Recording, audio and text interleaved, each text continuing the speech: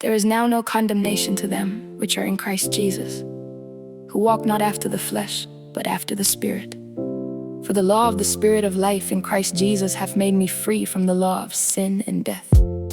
For what the law could not do, in that it was weak through the flesh, God sending his own Son in the likeness of sinful flesh, and for sin condemned sin in the flesh, that the righteousness of the law might be fulfilled in us, who walk not after the flesh, but after the Spirit. For they that are after the flesh do mind the things of the flesh, but they that are after the Spirit, the things of the Spirit. To be carnally minded is death, but to be spiritually minded is life and peace, because the carnal mind is enmity against God, for it is not subject to the law of God, neither indeed can be. So then they that are in the flesh cannot please God. But ye are not in the flesh, but in the Spirit, if so be that the Spirit of God dwells in you.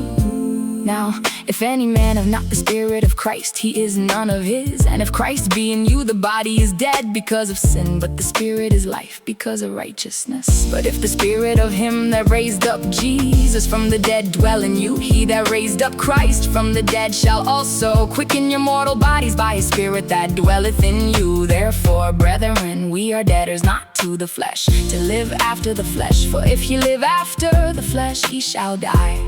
But if ye through the Spirit do mortify the deeds of the body, ye shall live. For as many as are led by the Spirit of God, they are the sons of God.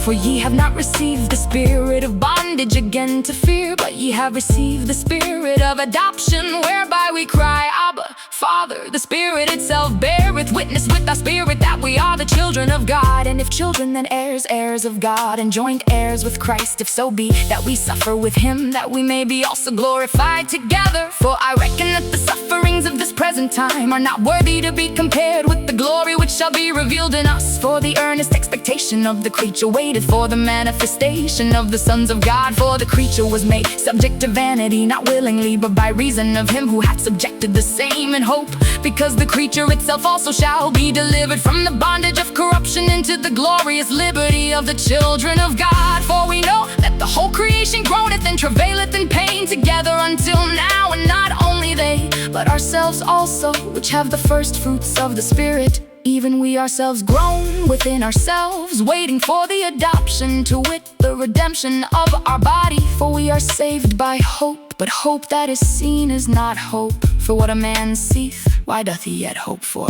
But if we hope for that we see not, then do we with patience wait for it. Likewise, the Spirit also helpeth our infirmities, for we know not what we should pray for as we ought, but the Spirit itself maketh intercession for us with groanings which cannot be uttered.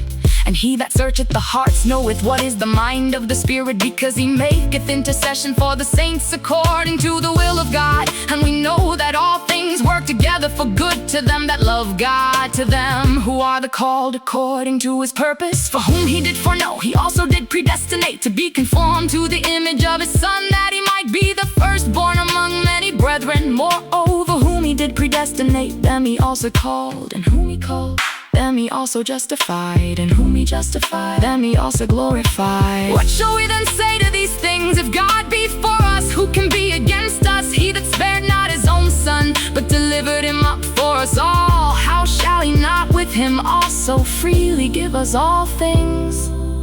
Who shall lay anything to the charge of God's elect? It is God that justifieth. Who is he that condemneth? It is Christ that died, yea, rather that is risen again, who is even at the right hand of God, who also makes intercession for us. Who shall separate us from the love of Christ? Shall tribulation or distress or persecution or famine or nakedness or peril or sword? As it is written, for your sake we are killed all the day long, we are accounted as sheep for the slaughter. No, in all these things we are more than conquerors through him that loved us. For I am persuaded that neither death, nor life, nor angels, nor principalities, nor powers, nor things present, nor things to come, nor height, nor depth, nor any other creature shall be able to separate us from the love of God, which is in Christ Jesus our Lord.